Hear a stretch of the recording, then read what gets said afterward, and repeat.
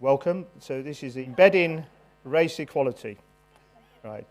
So I'm going to come to our panel shortly, but first of all, big thank you to NHS providers for doing a phenomenal job in getting some great speakers, with perhaps the exception of myself, and really doing some really good work around talking to key leaders and understanding what the key issues are. So thank you very much to NHS providers for doing that work, and there's been a huge amount of pre-work just to make sure that we've got things at the right angle. And the key things that they've talked about, which I thought was very, very helpful, they talked, once I've spoken to people, and this was about working with ethnic minorities and white colleagues at a senior level to understand how you can make a difference, how you can embed race equality.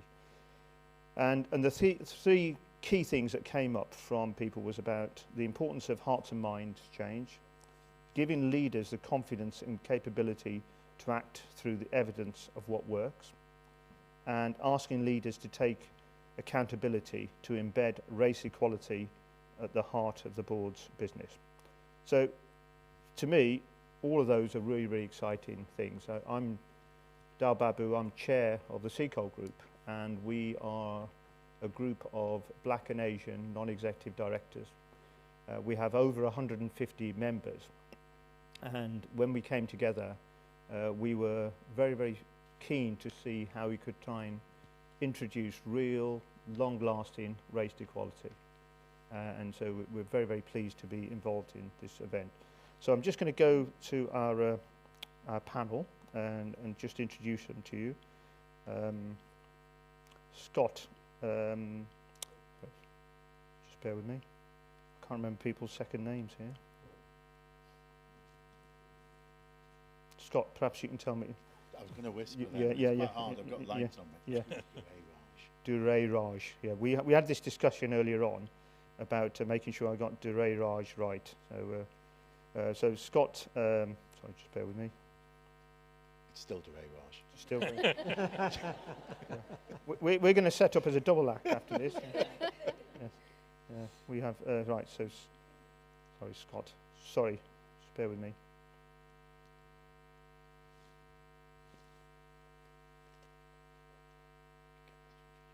Yeah. I think I'm going to have to do that. Right. Can the panel introduce themselves? Scott, introduce yourself.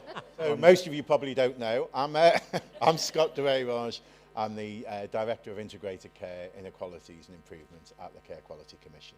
Okay. Janet?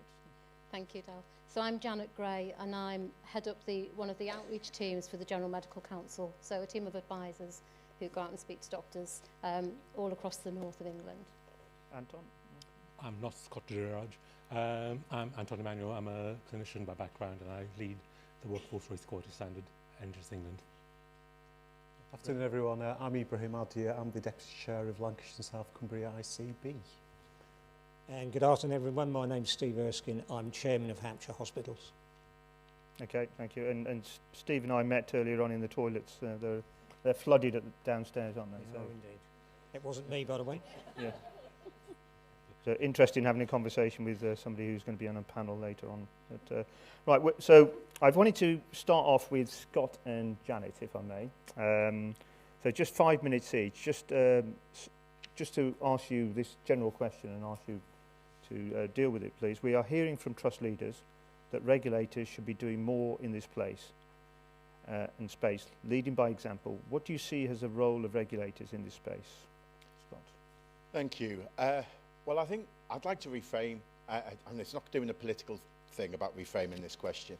I think regulators do have a place, but as I'm relatively new to CQC, I've been there now 8 or 9 weeks, I kind of talk about what is our core business.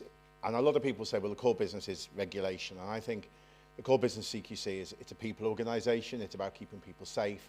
It's recognising a sense of vulnerability because of the organisation that should be providing adequate and effective care. And regulation is the tool we use. But actually, if we go to the point of what is race and racism, you've got to look at the sessions we've had this morning. Jabir talked about the fact that the maternity facts and figures of the likelihood for black mothers and children dying or becoming seriously ill at birth hasn't really moved on. You've got to ask yourself why. We then heard about the inequalities of staff, and race equality in the workforce hasn't really moved on. You've got to ask yourself, why? 2 years ago, we lost 60% of the people who died were from a black minority ethnic Filipino, and I am going to mention Filipino because it's an important group that didn't perhaps get the airtime. They died. At the same time, people in this room would have been tweeting Black Lives Matter. And I tweeted on the 2nd anniversary of George Floyd, for those people who tweeted Black Lives Matter, can you give me 5 things that you can demonstrate what you've done to demonstrate that they have done? And it was deafening, the silence was deafening, I got no responses. What my point is, racism isn't an act, it's a structure. If you take one thing home from this, and in the answer to those questions I've just asked, racism isn't an act, it's a structure. Racism isn't binary. Racism isn't done by bad people. That view will get you into the position, a bit like the Met, where you spend £20 million looking at who else is responsible. What you've got to do is recognise is the structure of racism, how that is implicit. It surrounds us in Western cultures. We're born into it. We inherit it. And that inheritance, for some of us, will give us greater opportunities, greater chances in life. And for others, it makes our struggle much more difficult, and it will make our health more of a challenge. Recognising that racism is an act, is a structure, not an act, is really critical for when you consider who is the person that needs to resolve the issue. Because, again, looking to other people, and this is where institutional practices come in, those institutional practices are formed by the structure that they operate in. So institutional racism has been around 1968, it was first coined, not McPherson. And then the middle of this is interpersonal racism. And interpersonal racism most often is enacted through fragility. And fragility is because people think racism is an act. So that means when somebody like myself takes a senior role and starts talking about institutional racism or structural racism, some people will feel blamed, some people will feel responsible, some people will feel that they're being attacked. That then moves into the interpersonal racism space, because that fragility turns into weaponizing. Because what happens then is they start saying, oh, I think he's attacking me. Do you think he's attacking me? And the problem is when there's a victim, it means there's a perpetrator. And the perpetrator is usually the person who's spoken truth. And sadly, if that's the black leader, that means they're not going to be around for long. And that's why when you see senior black people in leadership roles in the NHS, they're there between 1 and 4 years. Anybody wondered why? Not because we're so wonderful we keep moving on to other jobs, it's because it's kind of a bit toxic, and either our jobs are closed down and moved on, or we have to move. So that's an important point. And the reason why I'm saying that is that question almost is asking what's the role of somebody else. And so there's one question I'd give you to take away, is if you really want to deal with racism, you really want to be an ally, and there's many of you in this room, the reason you're here is because you're an ally, you want to be an ally. Recognise the difference between an ally and a paternalistic relationship. Recognise the difference between an ally because you want to make a change and you have emotional buy-in to the impact upon us, rather than the intellectual buy-in that you know how good it is to be seen on a tweet with a black person. Because, you know, tweeting Black Lives Matter and then not doing anything about it, that is that paternalism. But also recognising that racism is not for black people to solve. It's actually for white people to solve. And that's a really important concept. And it's not blaming, because it's implicit, remember? It's a structure that surrounds you, so there's no blame. But there is a responsibility and an accountability, and that's on every one of us. So ask yourself at the end of every day, at the end of every choice, is how have I diminished the structure of racism in my work today? How have I diminished the structure of racism in my work today? And if you don't know, the chances are you've probably reaffirmed it. So the regulator has a lot to do, but we have a lot to do with people, both people in the regulatory organisation, so CQC, and every individual we come into contact with. Because if you don't understand that structure, then everybody's going to feel it's a blame or somebody else's responsibility. Okay, that's a very, very powerful start, Scott. Thank you very much. And very, very clear that this is it's everybody's issue to solve as opposed to one organisation. Thank you. Janet. Thanks, Dal. And yeah, hard act to follow, Scott, so thank you for that. I think I would agree with you. It's everybody has to play their part in that. And as regulators, and a regulator that, like the GMC regulating doctors or healthcare professionals, as it will be next year, we've got to lead by example. I think it's for everybody, and we talk about accountability and leadership. We're talking about leaders, not just with a capital L, the CEOs, the chairs. Everybody has got responsibility to be a leader in their own space. So 100% endorse what you said there, Scott. I think for the GMC, it's really important. Our role, we're not operating in a vacuum. We've got to work collaboratively with our system partners. And I think one of the things we've done recently, and this is about show, not tell. I can sit here and say all the wonderful things we're doing. It's about how we demonstrate what we're doing and how we measure that and how we have the impacts. But one of the things we did last year when we set ourselves targets, rightly ambitious, to eliminate disproportionate referrals of black and ethnic minority doctors into our fitness to practice processes, really addressing the unfairness in training pathways, having fairer medical training for doctors, then holding the mirror to ourselves, looking internally, what is the GMC doing? We regulate a very, very diverse workforce that are the backbone and the absolute stalwart of the NHS that should be valued and looked after. So we need to have a diverse workforce to represent that. So there's a lot of targets that we've set, and by setting that, I think it's absolutely right that racism is the focus. It's long overdue. It's proportionate when we look at the data. You look at the BMA survey last year, or it was last year, 76% of doctors have faced racism or discrimination in the last 2 years. That's a shocking figure.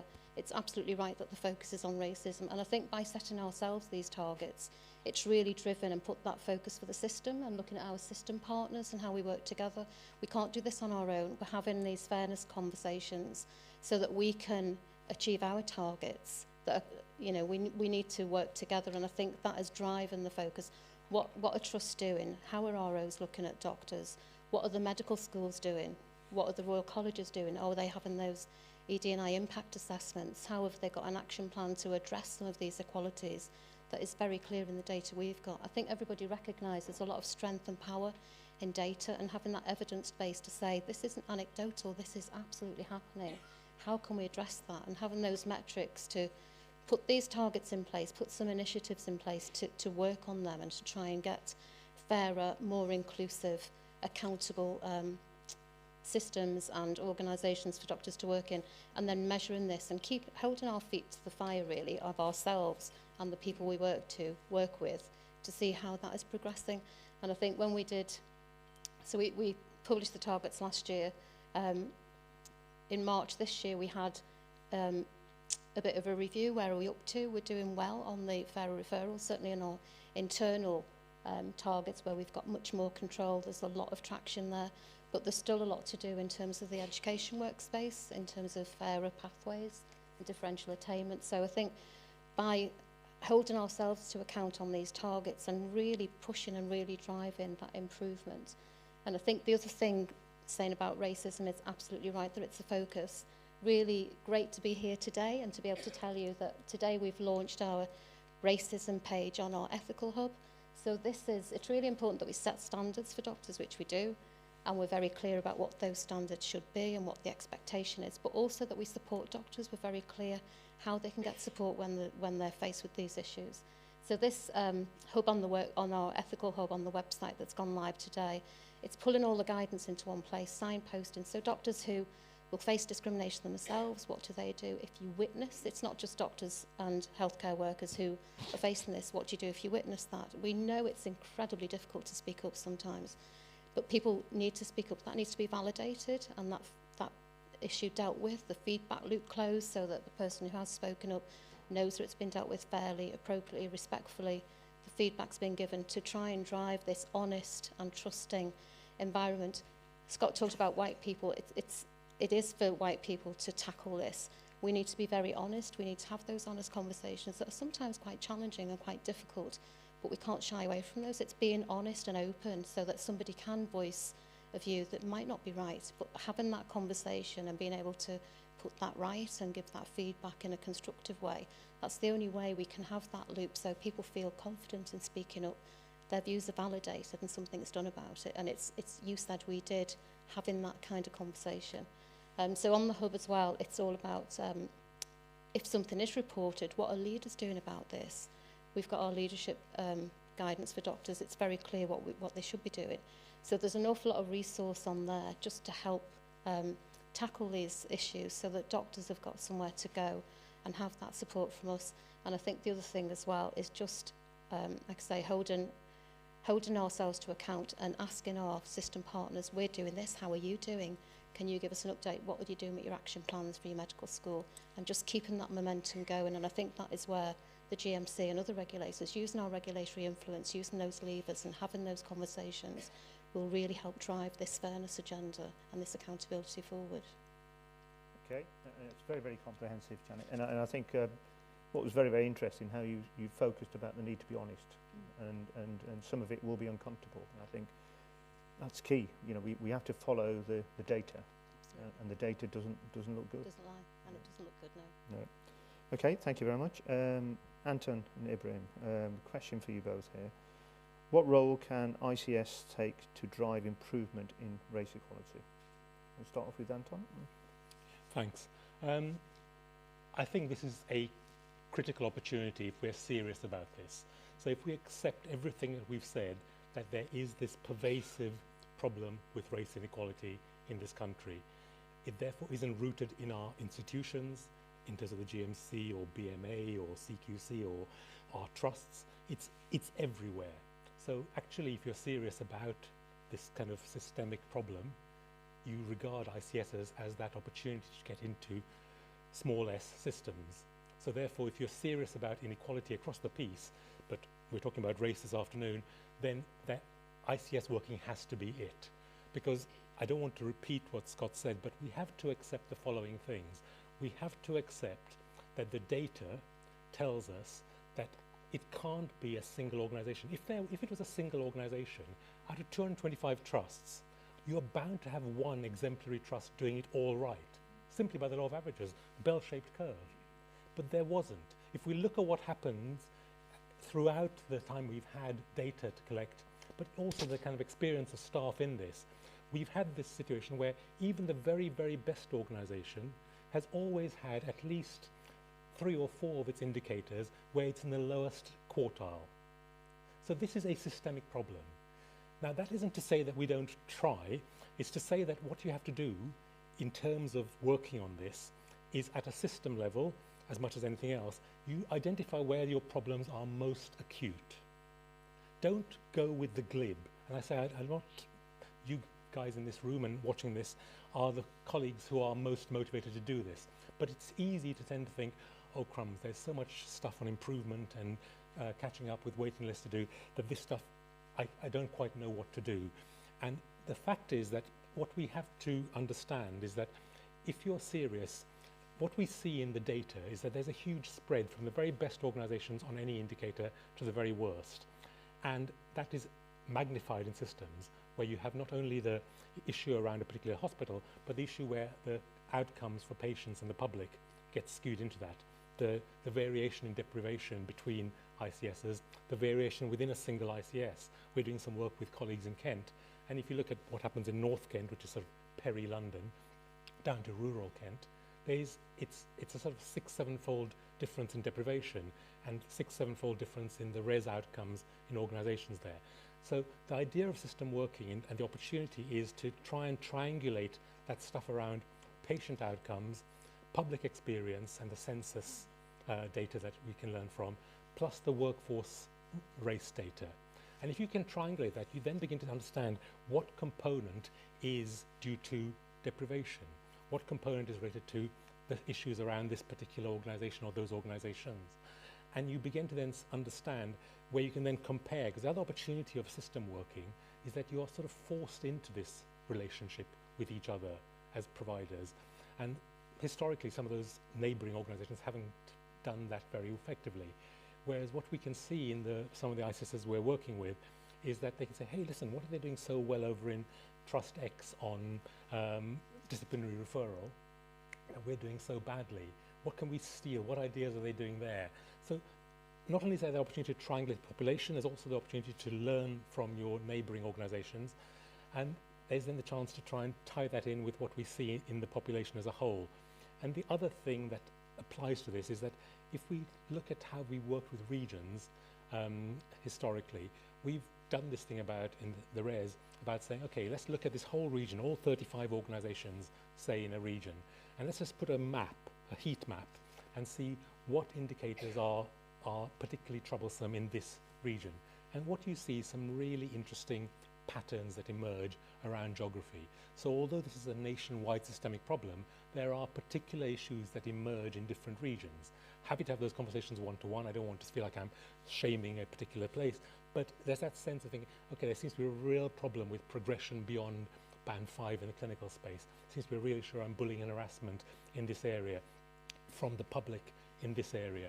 And what you see then is if you're sincere about this, and back to my data point before I conclude, what you're trying to do is to bring the bottom up. You're trying to narrow that spread. We're not trying to make everyone better. That's aspirationally where we can be, but we're nowhere near that point.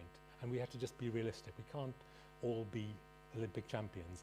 What we're trying to do is to make the range within the very worst experience that our Black and Asian staff experience less severe. And so at a trust level, at a system level, it's to say, where is our data most grievous? Where are we most making our people suffer? And what can we then do to augment that by learning locally or by feeding in? And the final thing I would say is that I would like to again just come back to the pandemic for a split second, because one of these things that I would feel that makes this point about an institutional systemic problem is the fact of what we saw with the deaths and the morbidity ongoing now. The long COVID morbidity of your staff it's a crying shame. Okay, it's something which in every organization I work in as a clinician now still, I see the impact of staff not being able to fulfill their function. And there's an opportunity at system level to try and tie some of that together. And what I mean by that is to say, if we can actually look at the triangulate, the final bit of triangulation, apart from population data, apart from patient outcome data and the RES, the other opportunity is what are your staff outcomes? What is your staff health like? That's the thing that we could actually be doing really profitably. Because social determinants of health, and now this is my last point now, determinants of affect not only patient outcomes directly, that's well described from Marmot onwards, or even before, but they also affect patients indirectly by the fact that they affect the welfare of your workforce.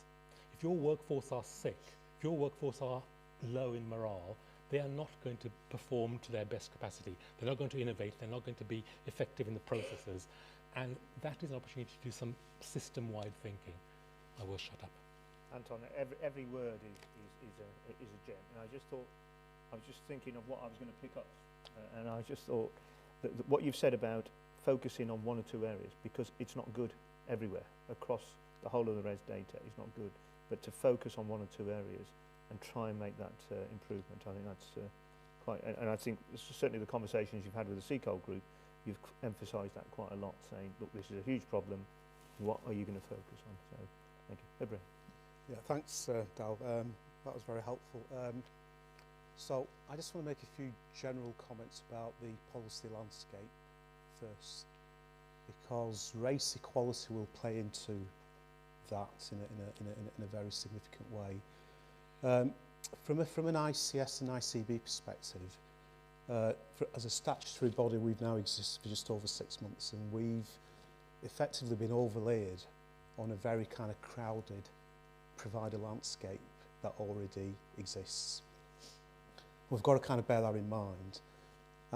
And what we've done in each area is create a new statutory body that now needs to find a way of working with a group of statutory bodies that already exist, mainly providers of secondary and tertiary services. And in each of those areas, therefore, there is a very interesting dynamic at play in terms of exactly what does it mean.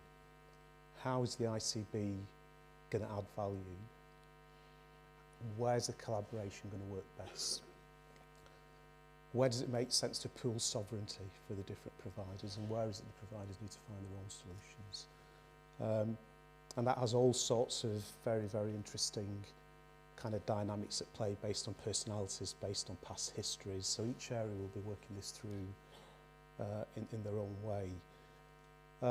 I think race equality then has to be kind of thought about within that very complex set of arrangements that are already there. And the question therefore is what is that balance that the ICS and the ICB can play between, the ICB in particular, between hearts and minds and performance management around this particular agenda. And I think there's a place for both. The simplest thing the ICB can do is to start off with a real intent of ambition around this, to absolutely say and communicate very clearly to the system and to all the key players within the system that race equality is important. I think that statement of intent very early on really matters. I think the second bit then is the ICB needs to model that within itself. We've inherited lots of staff from the CCGs. In our case, when we look at that staff body we've inherited, it is not very representative from a race equality perspective of the system as a whole. So there's a kind of workforce piece for us that we need to kind of think about in terms of better representation. There's something about modelling inclusive culture within the ICB for our own workforce. Again, as an example to what we might expect from different bits of the system. And then there is something around health inequalities, and particularly race inequalities from a community and patient perspective. So as an ICB, how do we commission for race equity? And I think that's where there's some real power and real kind of leverage. So there's a workforce element, but I think there is also a kind of a possibility around how we commission for race equality. I think part of that ambition setting has got to be that when we think about things like RES, there is lots of evidence that too many organisations use that as a bit of a compliance tool rather than something that is really used to drive improvements. So I think there's something about how we position race equality and the RES in particular that it's more than compliance. And you know, sort of where do we get the evidence to show it's actually driving genuine improvements in outcomes, both for our workforce, but equally for our patients. And we've got to kind of bear in mind the patients in all of this.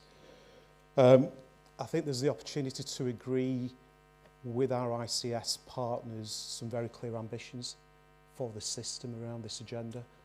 So there's something about what individual organisations do, but there is also something about when we aggregate all of that up, is it going to help us achieve our ambitions as a system, both for patients and also for our workforce.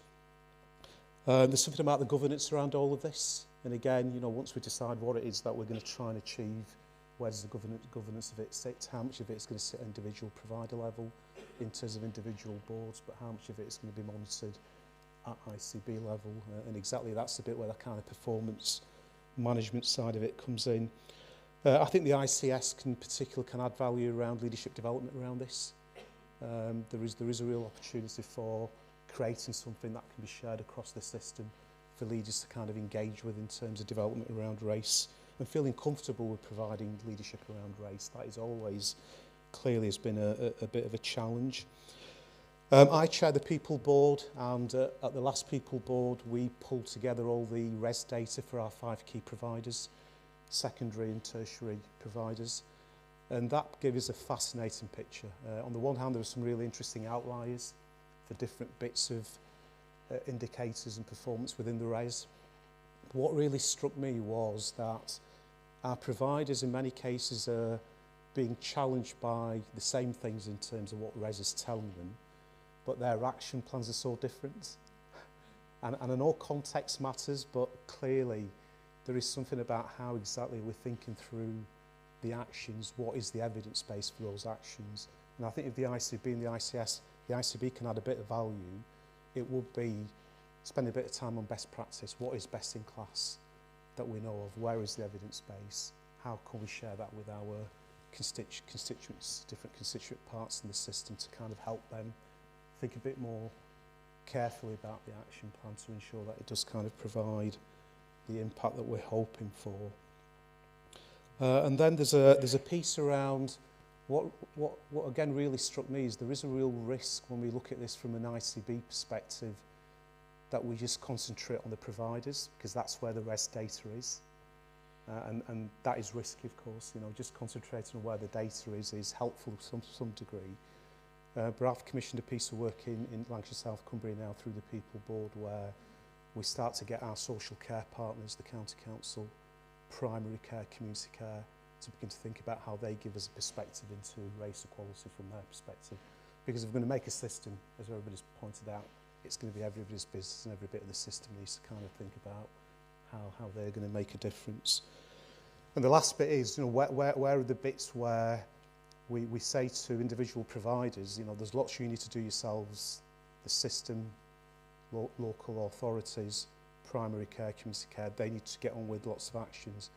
But where are the bits where we can really add value through collective action at kind of ICS level?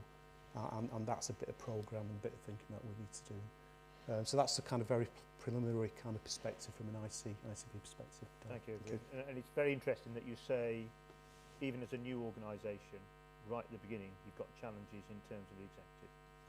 So right at the beginning, there's those challenges, which talks to what our speakers have said about the structural challenges that we have in organisations. Just to say, the challenge is the whole workforce that we've got, all kind of 500-600 staff. So yeah, the executives actually not is actually probably more representative than the overall workforce. Right. So it's a bigger challenge, in fact, in terms of shifting that workforce. Okay, thank you very much. Right, now Steve, I mentioned earlier on we'd met first of all in the toilets downstairs, and then when we were discussing the plans of the questions, you decided you weren't going to answer the question I was going to ask you. So I've got another question for you. So it's really about what you do. What are you doing as chair to try and ensure greater equality on the board? I hope that question's acceptable. That's a perfect question. Thank you very much. So just to start then, so I'll just tell you the story of Hampshire Hospitals, and I hope you find that interesting, and I hope it picks up some of the points that previous speakers have made.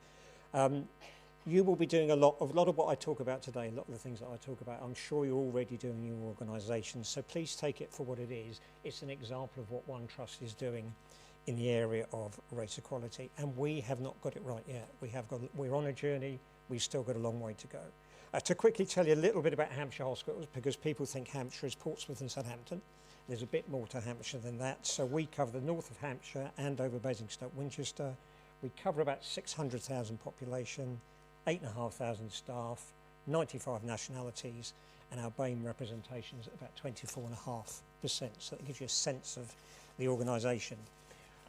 As a trust board, probably 2 or 3 years ago, we were really taking notice of data that we're getting at the board level about race equality. So the res data, we were probably just about middle of the road. So when you heard Saffron talking about the national res data, that's kind of where we are, and in some places we're still there.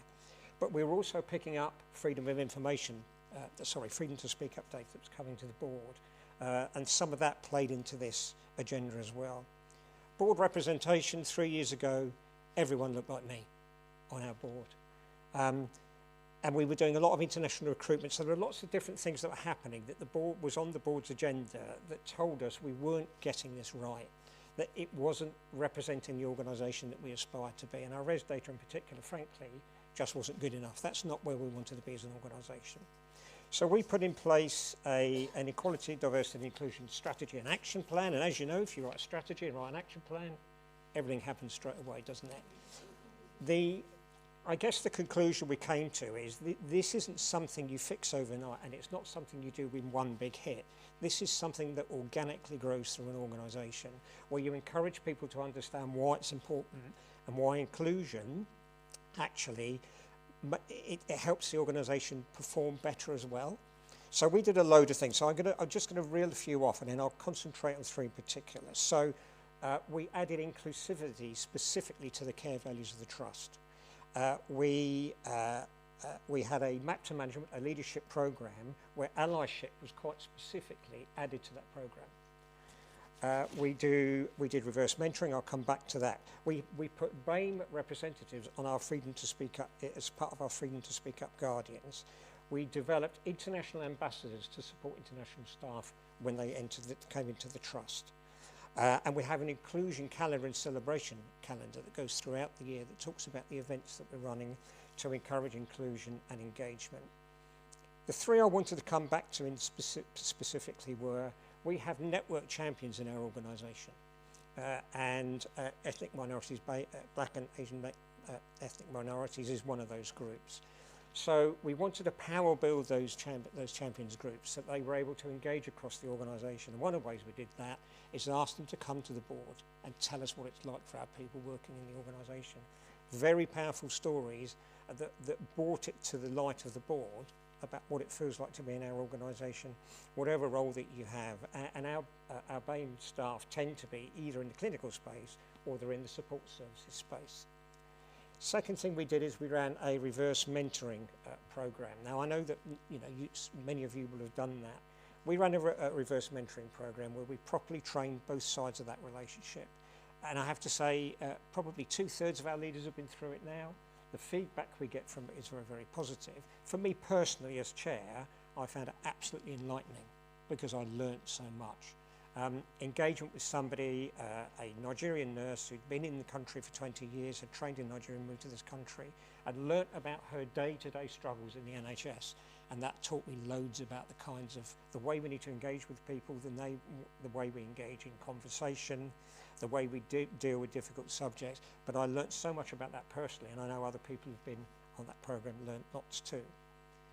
And then our board representation. So I'm delighted to say now our board representation at NED is 23%, and across the whole board it's just under 20%. And I appointed a non-executive director, an associate non-executive director, with the specific aim of increasing diversity around my board table. I didn't need another reason. Now, they come through a proper recruitment process and everything else. I didn't need any other reason than to say we need a more diverse board that represents our workforce better. And I have to tell you, Dominic was helping with one. We had a week, a staff focus week, where we pushed trolleys around the trust and we gave freebies to them, and a lot of visibility of staff. And when Dominic spoke in his third language to members of our staff, I cannot tell you how powerful that was for the people who were on the receiving end of that conversation. So we are aiming for a meaningful and sustainable change to our culture. We're not there yet. There's places that we need to go. It's not a big program. It's more of an organic growth. And we're describing it as we want to try and achieve an always-on culture. What does that mean? It means that EDI is not over here. It's not something separate. It's not something special that we need to pay attention to it. Always on means that we have a culture where it's always on for all of us, all of the time.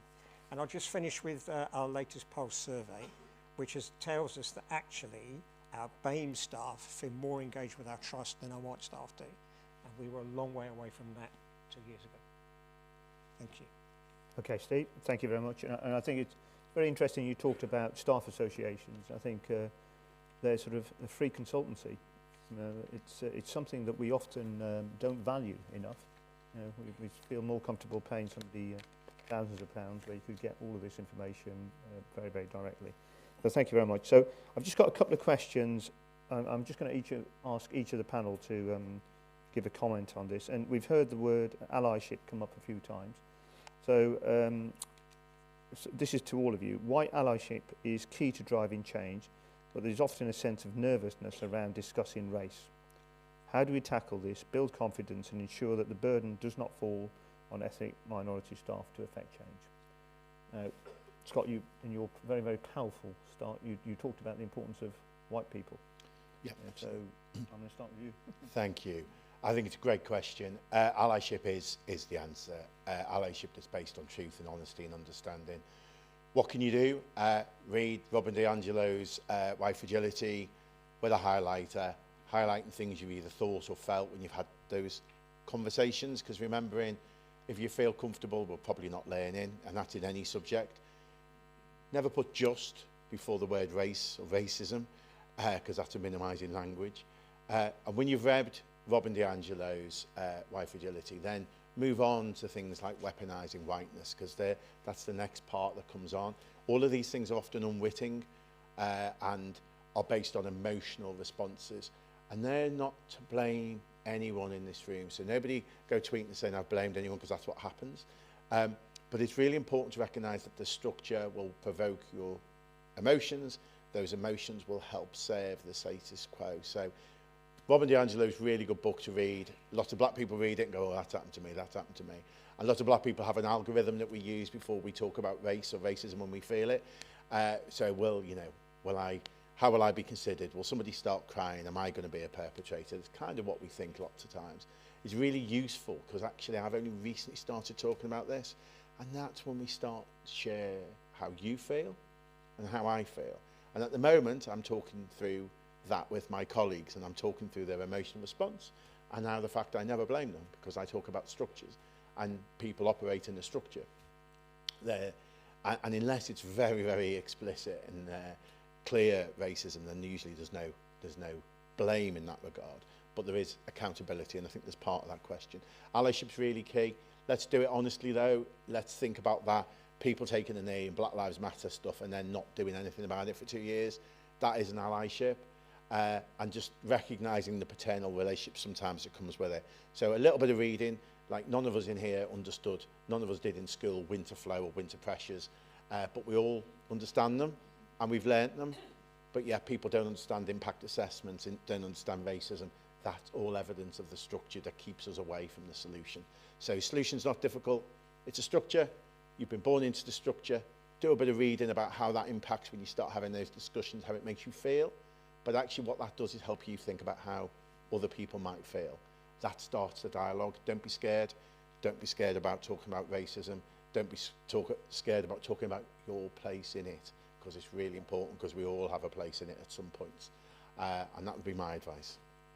Okay, that's really interesting. I'm just really struck. I chair the CCOL group, and when we have a discussion, 150 black, Asian, ethnic minority, non-executive directors, some of them will be on your boards. The discussion is incredibly different from the discussion we have at the board I sit on. Yeah, because people get it. We don't have that. We have to explain this. So it's really important to sort of get to that level where people are able to discuss these issues in a comfortable way. Janet. Thanks, Tom. I think, again, allyship is absolutely key, and picking up on a lot of what Scott said, it is about putting yourself in that uncomfortable position. And I had a conversation fairly recently with a member of my team who didn't know what to say to somebody and didn't want to offend them, and so didn't say anything, which is worse in some ways.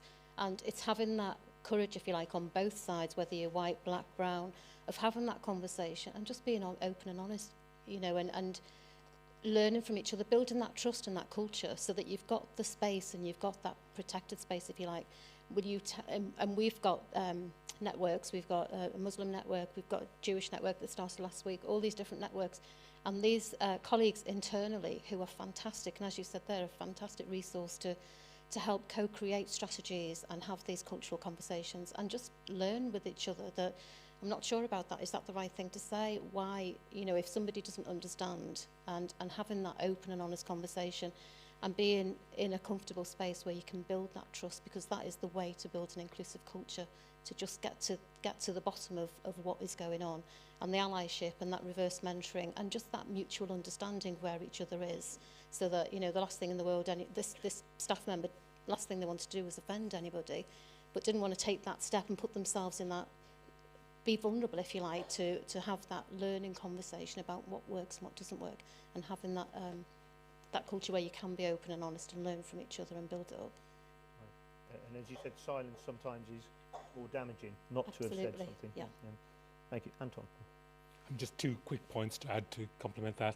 I think one thing is to recognise the privileges we have, and there's a tendency to use cliches, but we have, you know, I have the privilege, whatever my skin colour, of being a straight man.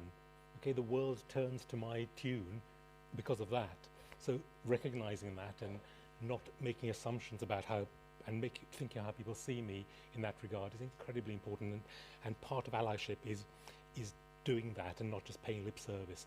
Because the second point I'd like to make is very practically, I would say, don't think about the inclusion agenda as just being another, you know, point number 7 in your list of agenda items to crack through. Usually, as you come into the end of your 2 hours, thinking, "Oh Christ, how are we going to get through all this?"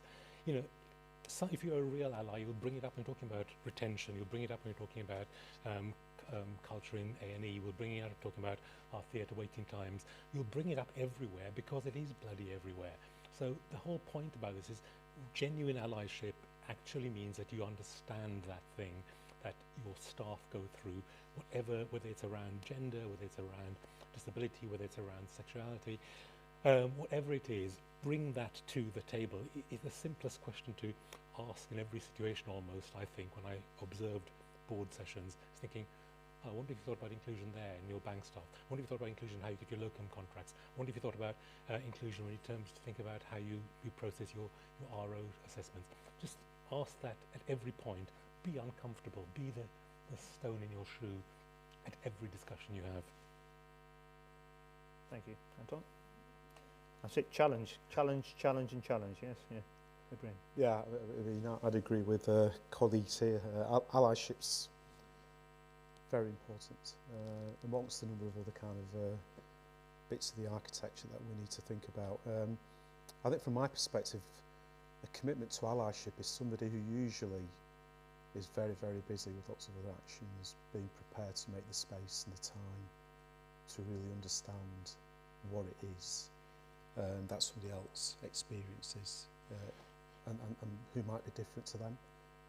And today we're talking about race. Of course, it could be any other practice characteristics we're interested in. And what you'd hope from an allyship is that the individual takes the time to get to a place where they understand those individual experiences, but then get to a point where they then acknowledge that a problem does exist.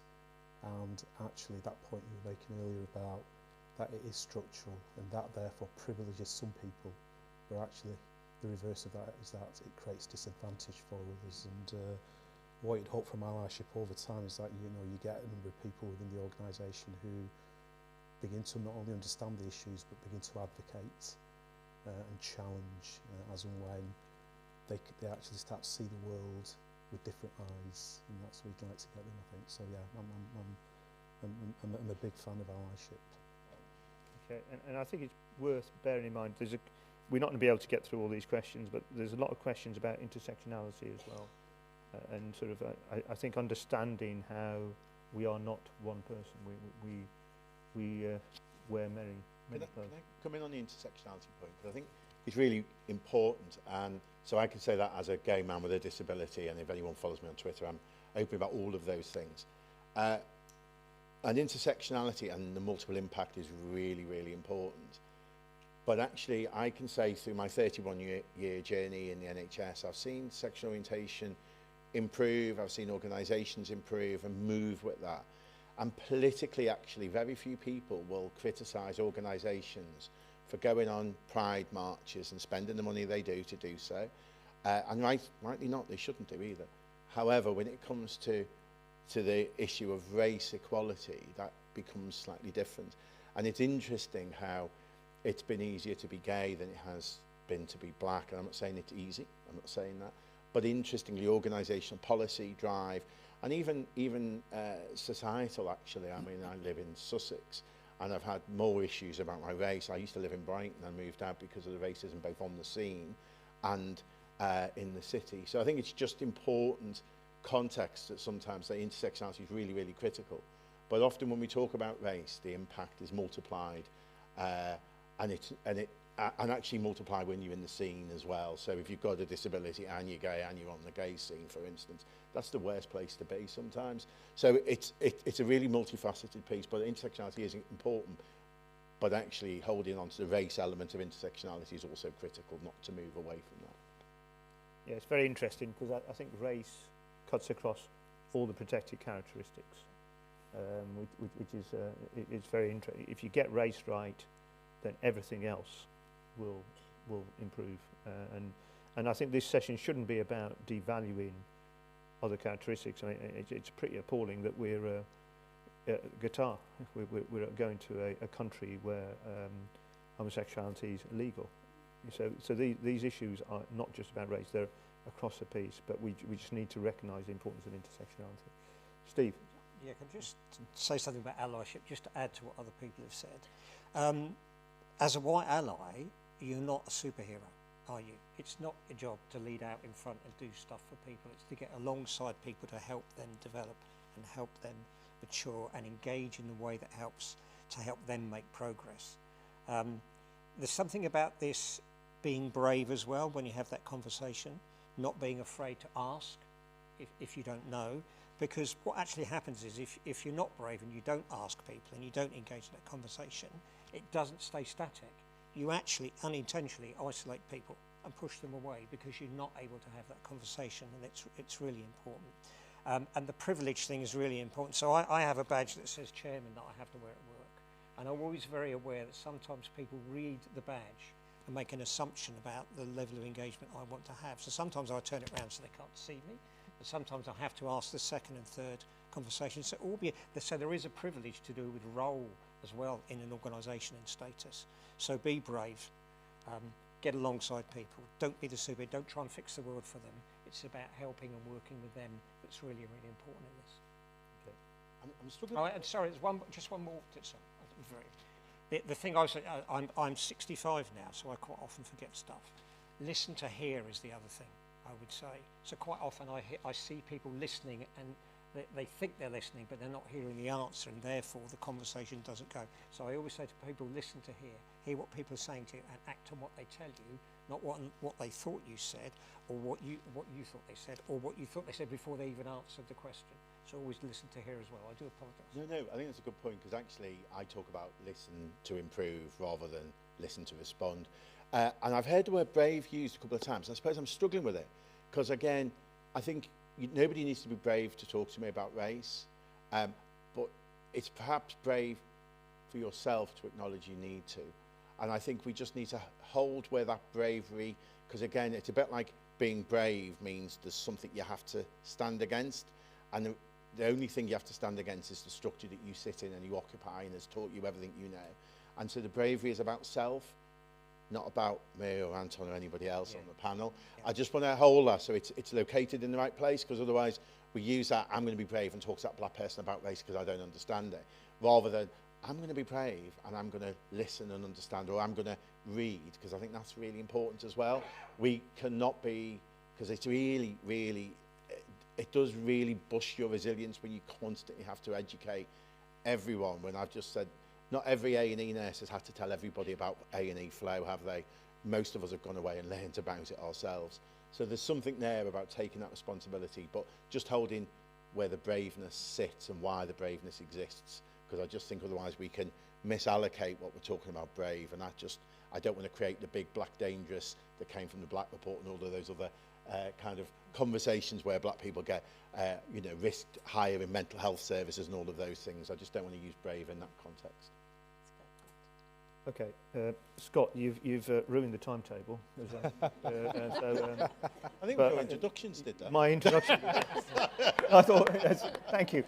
Yes, I think you're right. Yes, actually, my introduction, and you speaking too much.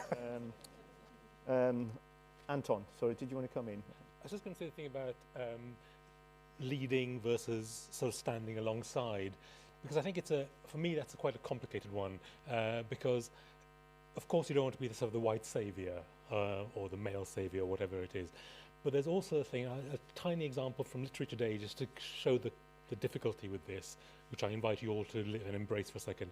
So one of the members of our team I've worked with for 2 years has been doing a lot of work with this, and he's been talking about the agenda. My colleague Dan Collard, who leads on the bank work, and he's been talking about the importance of bank work for a decade probably.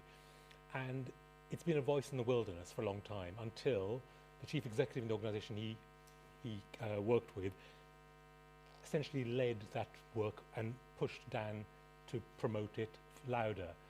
And overnight, his description is that people suddenly started listening.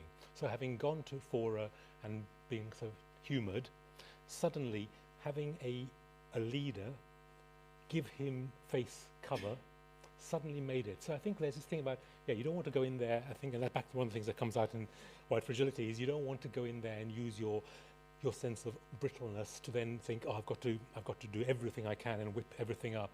But I think there is opportunity to think, to actually do the thing that you would do for your family, of investing in that individual, irrespective of their particular characteristic. So I think that thing about being a leader is quite important. To advocate for them is a part of this. Stand alongside them in the trenches, but also be prepared to to sort of wave the flag for that, for the individuals, because ultimately the whole lived experience cliche as well is the fact that every single person who's disadvantaged is not bringing their best foot forward, and therefore your chance is to draw that person out.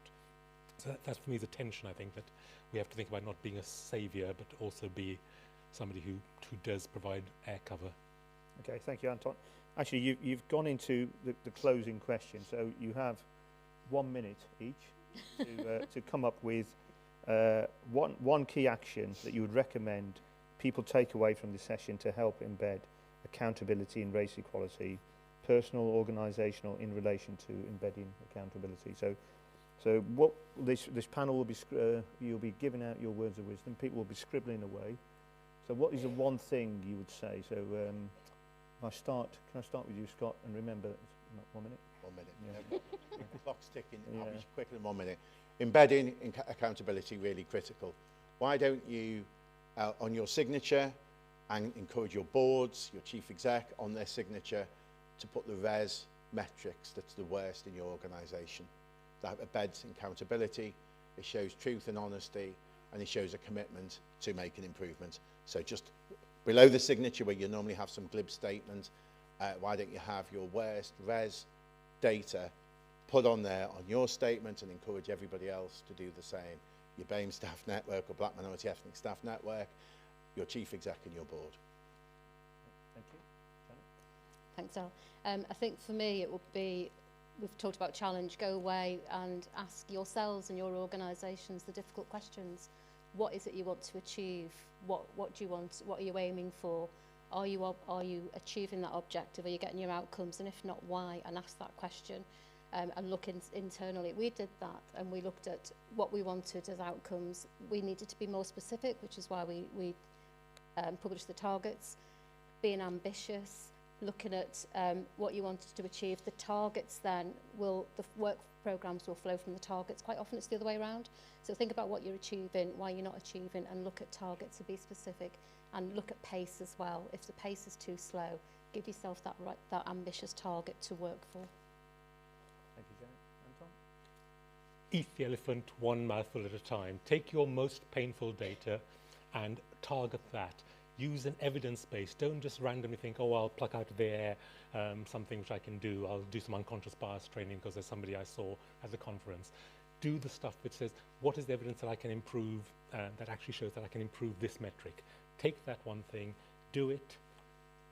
We're happy to help you to do the monitoring. Once it's done, embed that, go on to your next one and the next one, and do that iteratively. The organisations which do this well have done that. And picking up what Scott said, there's one organisation we've come across an outstanding place in terms of its ambition, which puts its on the riser of each step going to the staff canteen. It has a staff canteen. It has its res metric, each of the 9 indicators on there, where they are and where they were last year. And it's fascinating what it does to the culture of workforce there, seeing this stuff there, and the engagement you get with that. So take your data, embrace pain, but embrace the fact that out of that pain comes progress. Anton's taken mine.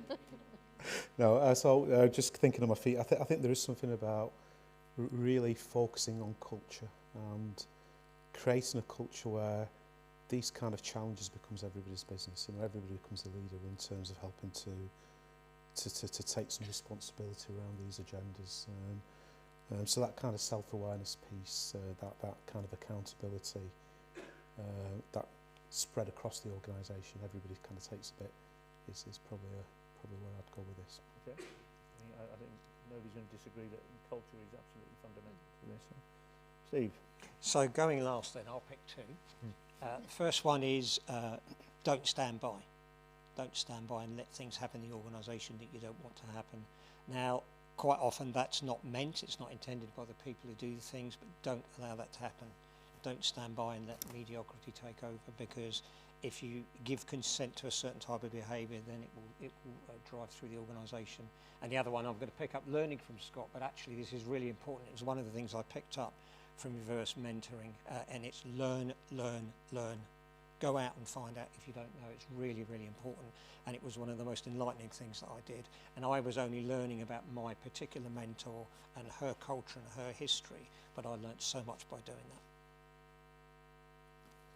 Okay, right. Well, big round of applause to our panel. Absolutely brilliant.